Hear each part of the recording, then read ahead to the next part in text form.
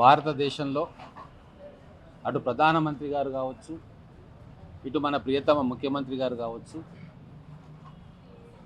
Long term plan తోటి పనిచేస్తూ ఉన్నారు.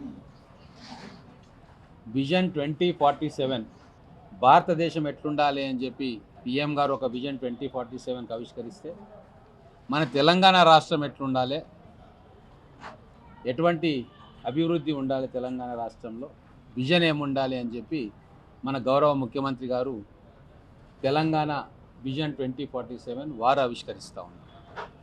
వాళ్ళ కోవలోనే మన మహబూబ్ నగర్ కార్పొరేషన్ కూడా విజన్ 2047 ఎలా ఉండాలి, దానికి ఏమేమి మనము ఇన్పుట్స్ కావాలా, భవిష్యత్తులో ఎటువంటి ప్రాజెక్ట్స్ మనము తీసుకురావాలా, మనం ఇప్పుడున్న మహబూబ్ నగర్ పట్టణంలో ఉన్న కీలకమైన సమస్యలను ఐడెంటిఫై చేయడం, భవిష్యత్తు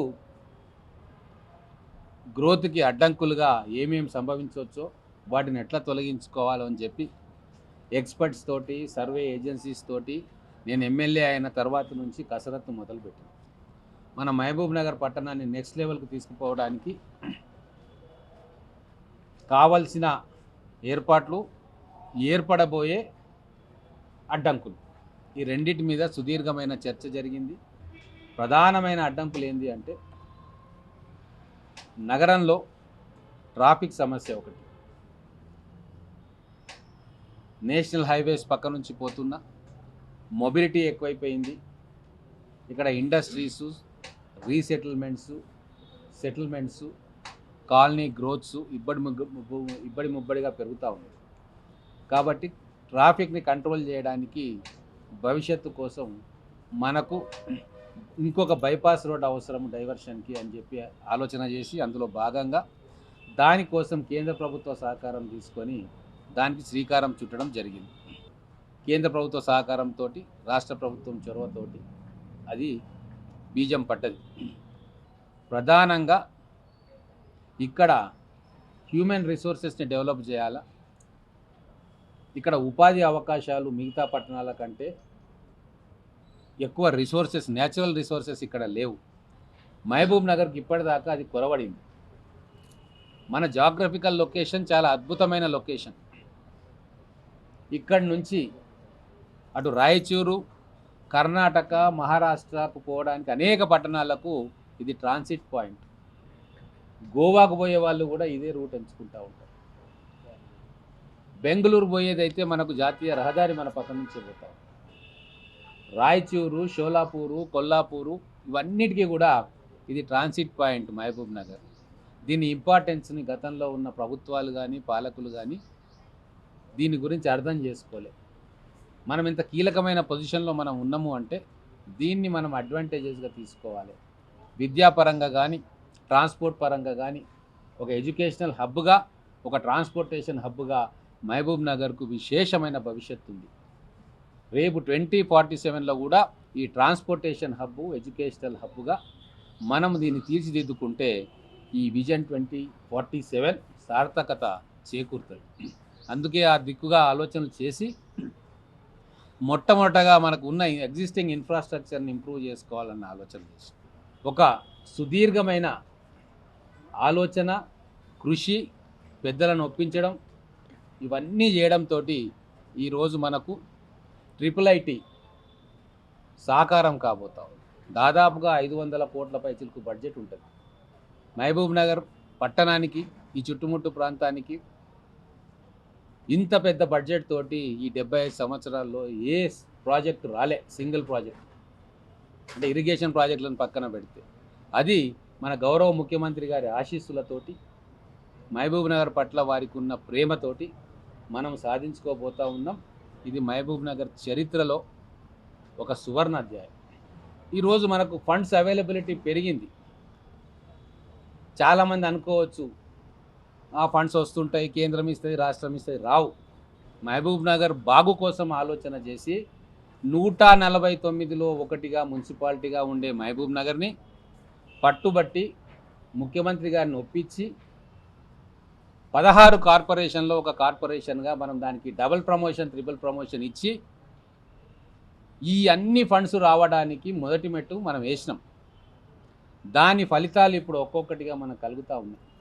ఎక్కడ తెలంగాణలో ఏ ప్రాజెక్టు గురించి ఆలోచన చేయాలనుకున్నా కేంద్ర ప్రభుత్వ గ్రాంట్స్ ద్వారా కావచ్చు, లేదా రాష్ట్ర ప్రభుత్వం ద్వారా కావచ్చు, లేదు రాష్ట్ర ప్రభుత్వ బడ్జెట్లో కావచ్చు, లేదా కేంద్ర ప్రభుత్వ బడ్జెట్లో కావచ్చు, అర్బన్ డెవలప్మెంట్ కోసం ఏదైనా ప్రాజెక్ట్ వస్తే ఖచ్చితంగా నా వంతు కృషితోటి ముందు చూపుతోటి మహబూబ్ నగర్కు దాంట్లో ఎంతో కొంత భాగం కేటాయించుకునే వెసులుబాటు ఈరోజు మున్సిపల్ కార్పొరేషన్ చేసుకున్నందుకు గట్టిగా ఘంటాపథంగా నేను గట్టిగా అడగడానికి నాకు ఆయుధం లభించింది.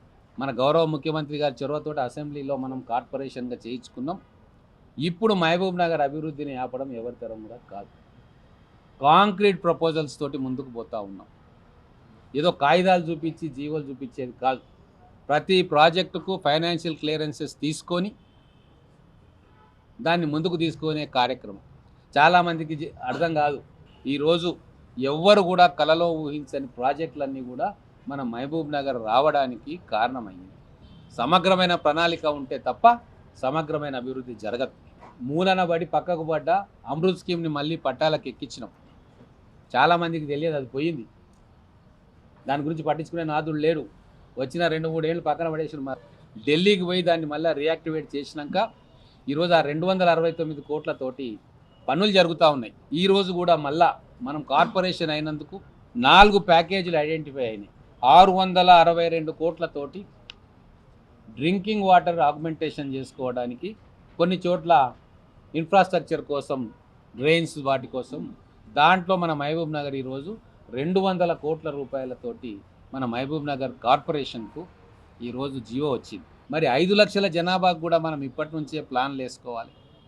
మన డ్రింకింగ్ వాటర్ ఫెసిలిటీస్ కావచ్చు, మన రోడ్స్ కావచ్చు, మన డ్రైన్స్ కావచ్చు, మన ఎస్టీపీలు కావచ్చు, మన ఎడ్యుకేషనల్ ఇన్స్టిట్యూషన్స్ కావచ్చు, స్కిల్ డెవలప్మెంట్ ఇన్స్టిట్యూట్స్ కావచ్చు, హ్యూమన్ రిసోర్సెస్ డెవలప్మెంట్ కావచ్చు, అగ్రికల్చర్ మార్కెట్స్ కావచ్చు, ఇవన్నీ కూడా రాబోయే జనాభాను దృష్టిలో పెట్టుకొని ఇప్పటి నుంచే మనం ప్రణాళికలు వేసుకోవాలి. ఆ పని మేము మొదలుపెట్టినాం. ఇప్పుడున్న కడతా, లామన్గల్, కల్వకుర్తి రోడ్డుకు ప్యారలల్గా ఏదైతే ఫోర్త్ సిటీలా వచ్చి ఆగిపోతుందో రోడ్డు, దాన్ని ఎక్స్టెన్షన్ చేసి చక్కగా మన్ననూరు దగ్గరికి తీసుకుపోయి అది ఎలివేటెడ్ కారిడార్ తీసుకొస్తే ఆ ప్రాంతం మొత్తం కూడా అభివృద్ధి అవుతుంది కదా. అక్కడ కూడా భూముల రేట్లు పెరుగుతాయి, తర్వాత ఇండస్ట్రీస్ వస్తాయి, రకరకాల వెసులుబాట్లు అక్కడ వస్తాయి, ఆ ప్రాంతం అభివృద్ధి అవుతుందని చెప్పి కూడా ఆలోచన చేస్తూ ఉన్నారు. అంటే వారు నిరంతరం కూడా ఈ ప్రాంతం అభిమానించి గెలిపించి ముఖ్యమంత్రిని చేసినందుకు ఇన్ని రోజులు, ఇన్ని సంవత్సరాలు వెనకబడిపోయిన మహబూబ్ నగర్ జిల్లాకు అన్ని రంగాల్లో ప్రాధాన్యత ఇచ్చింది. ఎక్కడ ఏ అవకాశం ఉన్నా, తెలంగాణ మొత్తం అభివృద్ధి చేసుకుంటూ ఎక్కడ అవకాశం ఉన్నా కూడా మహబూబ్ నగర్లో దాంట్లో ఏమన్నా భాగం ఉందా అని చెప్పి ఆలోచన చేస్తాం. ఈ జిల్లాకు ఇప్పటిదాకా ఏవేవైతే రాలేదో అవన్నీ కూడా తీసుకురావడానికి, ఎన్ని కొత్త ఆలోచనలు వచ్చినా దాన్ని పాజిటివ్గా తీసుకొని ఇంప్లిమెంట్ చేయడానికి మన గౌరవ ముఖ్యమంత్రి గారు ఎల్లవేళలా సంసిద్ధంగా ఉన్నారు. ఇప్పుడు దయ్యాలు ప్రతి పార్టీలో ఉంటారు, ఈ పార్టీ ఆ పార్టీ అని కాదు. మనం ఆ దయ్యాలను కంట్రోల్ చేసుకొని పాజిటివ్ దృక్పథంలో ఎట్లా పోవాలా అనేది మనం నేర్చుకోవాలి. విజ్ఞత గల నాయకులు మంచి లీడర్షిప్ని ఎంకరేజ్ చేసుకొని ఆ దయ్యాలను కొద్దిగా పక్కకు పెట్టి ముందుకు పోవాలి. ఇండియా పాకిస్తాన్ ఉద్రిక్తతలపై లేటెస్ట్ అప్డేట్స్ కోసం డౌన్లోడ్ చేసుకోండి RTV లైవ్ యాప్.